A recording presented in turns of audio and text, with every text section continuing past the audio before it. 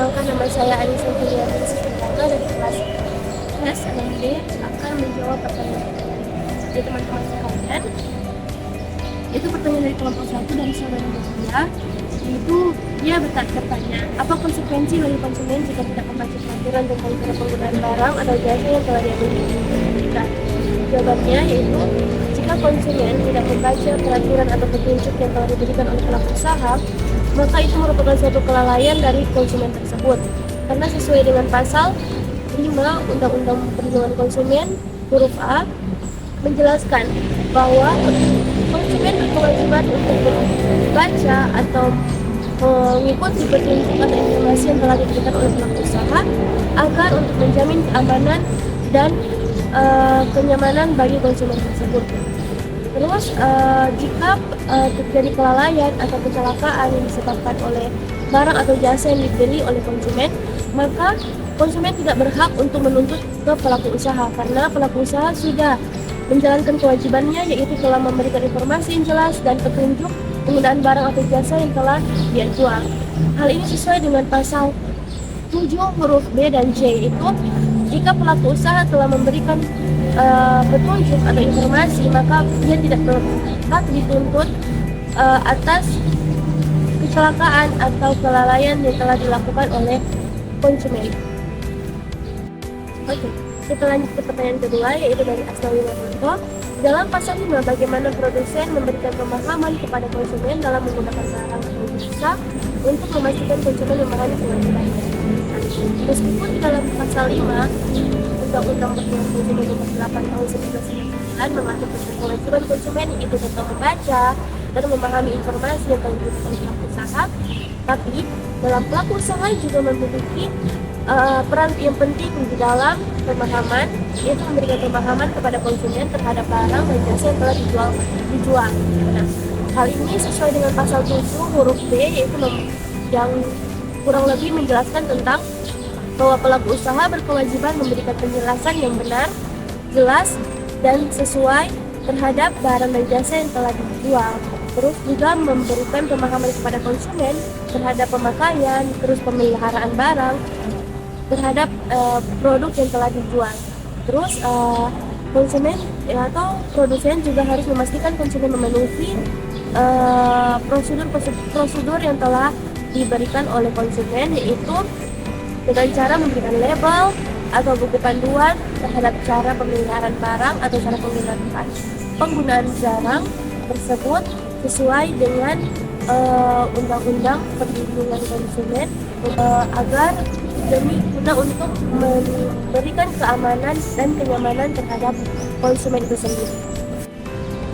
Perkenalkan, nama saya Ariel Adrian Prasidya dari kelompok 2 yang akan menjawab pertanyaan teman-teman saya, yaitu kelompok 4, di mana yang bertanya itu atas nama Maimunah. Bagaimana penerapan kewajiban konsumen? Apakah sudah sesuai dengan regulasi atau Undang-Undang Nomor 8 Tahun 1999? Jika belum, bagaimana tanggapan Pemakala terkait dengan problem dengan adanya pengetahuan masyarakat yang minim terhadap perlindungan konsumen tersebut? Jadi sebenarnya Undang-Undang Nomor 8 Tahun 1999 itu ada karena keluhannya para masyarakat. Namun yang menjadi permasalahan itu adalah penerapan undang-undang tersebut itu belum sepenuhnya dipahami oleh para masyarakat terhadap kewajibannya atau hak-haknya di dalam undang-undang tersebut.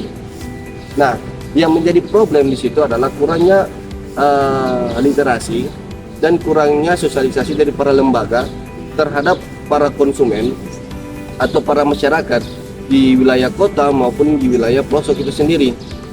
Itu pertanyaan dari Maimunah dan saya sudah menjawab. Baik, ini dari kelompok 5 beratas nama Raja Mas Noman. Jika kita selaku konsumen membeli barang, namun setelah membeli barang tersebut kita merasakan penyesalan, apakah kita bisa menggugat atau mengembalikan barang yang kita beli? Berdasarkan Undang-Undang Nomor 8 Tahun 1999, haknya para konsumen itu mendapatkan garansi. Nah, dari garansi ini kita bisa mengambil kembali barang yang kita beli, namun ada syaratnya. Jika barang tersebut mengalami cacat tersembunyi atau tidak sesuai dengan informasi yang diberikan oleh para pelaku usaha, maka kita bisa menggugat atau menuntut ataupun mengembalikan barang tersebut. Untuk hal itu, yang dimaksud dengan membeli barang dan mengalami penyesalan itu disebut dengan buyer remorse. Buyer remorse ini tidak bisa menjadikan alasan atau dasar hukum untuk kita menggugat atau mengambil kembali barang kita apabila kecuali kita memiliki alasan yang sah. Yang mana alasan sah itu dia barang tersebut mengalami cacat tersembunyi, tidak sesuai dengan deskripsi, atau para pelaku usaha tidak memberikan garansi dan tidak memberikan informasi yang jelas terhadap itu. Karena pada pasal 4 itu kita mendapatkan hak untuk informasi dan juga mendapatkan hak untuk garansi. Terima kasih untuk Rajika. Bagian dari kelompok 6 yang bertanya adalah pertanyaannya adalah contoh ketidaksesuaian Undang-Undang Nomor 8 Tahun 1999 dengan era digital saat ini. Ya, sebagaimana kita ketahui, di era digital India banyak sekali hal-hal yang di luar dari yang kita pikirkan. Nah, contohnya itu pada pemasaran. Nah, pelaku usaha di dalam e-commerce atau jual beli online itu kadang memberikan informasi yang tidak sesuai, informasi yang tidak jelas, yang mana itu bisa menyesatkan para konsumen ataupun nantinya itu berbentuk penipuan. Nah, yang menjadi ketidaksesuaiannya adalah Undang-Undang Nomor 8 Tahun 1999 ini tidak mengatur secara khusus terkait mengenai transaksi atau mengenai data pribadi atau tentang informasi digital di dalam undang-undang tersebut, dan itu yang menjadi ketidaksesuaiannya. Perkenalkan, nama saya Aji Putri Jariudin dari kelompok 2. Saya akan menjawab pertanyaan dari Sri Aryan Samad dengan pertanyaannya. Menurut pemateri, bagaimana jika seorang konsumen tidak membayar sesuai ketentuan tetapi tetap menuntut hak perlindungan? Apakah perlindungan tersebut masih berlaku secara utuh menurut Undang-Undang Nomor 8 Tahun 1999? Jawabannya itu, menurut Undang-Undang Nomor 8 Tahun 1999, seorang konsumen yang tidak membayar sesuai dengan kesepakatan tetapi menuntut hak perlindungan, maka perlindungan tersebut tidak akan berlaku secara utuh atau telah gugur. Dengan alasannya itu, yang pertama, kita bisa melihat di dalam pasal 5 mengenai tentang kewajiban konsumen, yang dimana konsumen wajib untuk membayar sesuai dengan nilai tukar yang telah ditentukan dan beretikat baik dalam bertransaksi. Yang kedua itu kita bisa melihat dalam asas keseimbangan, yang dimana UU PK ini dibangun dalam asas keseimbangan mengenai kewajiban dan juga hak. Yang dimana jika kewajiban tidak dibayarkan, maka keseimbangan itu telah gugur. Asas keseimbangan itu telah gugur. Lalu yang ketiga itu kita bisa melihat di dalam pasal 6 yaitu mengenai tentang hak pelaku usaha, yang dimana pelaku usaha berhak untuk mendapatkan pembayaran. Implikasinya, tuntutan perlindungan konsumen yang tidak membayar sesuai dengan ketentuan itu sesuai dengan ketentuan itu akan ditolak dan tidak dapat diproses. Lalu masalahnya itu akan merujuk kepada hubungan prestasi atau ingkar janji, dan pelaku usaha berhak untuk menuntut pembayaran. Lalu perlindungan hanya terbatas jika ada isu mengenai tentang keselamatan produk yang membahayakan secara universal terlepas dari pembayaran. Jadi kesimpulannya, hukum perlindungan konsumen itu timbal balik, di mana konsumen wajib membayar sesuai dengan nilai tukar dan beretikat baik sebelum menuntut perlindungan. Sekian jawaban dari saya. Saya Adelia Putri Tanjung dari kelompok 2 ingin menjawab pertanyaan dari kelompok 8 yaitu dari Siti Najwa Sirajuddin. Salah satu kewajiban konsumen adalah membayar sesuai dengan nilai tukar yang disepakati. Nah, dalam era digital dan sistem pre-order atau PO, terkadang konsumen tidak membayar tepat waktu atau bahkan membatalkan sepihak.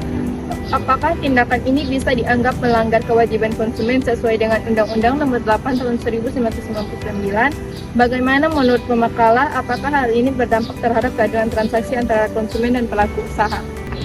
Ya, dia melanggar, dan hal ini sangat berpengaruh terhadap sistem transaksi antara konsumen dan pelaku usaha, serta pelaku usaha mendapatkan kerugian secara material dan imaterial, dan konsumen yang tidak membayar serta membatalkan secara pihak dalam sistem PO merupakan pelanggaran dalam Undang-Undang nomor 8 tahun 1999. Hal tersebut sangat berpengaruh ke keseimbangan dan keadilan dalam bertransaksi, serta pelaku usaha mendapatkan kerugian di dalam hukum, dan jadi maka perlindungan hukum harus diberikan kepada pelaku usaha, tidak hanya juga kepada konsumen. Sekian dari saya. Wassalamualaikum warahmatullahi wabarakatuh.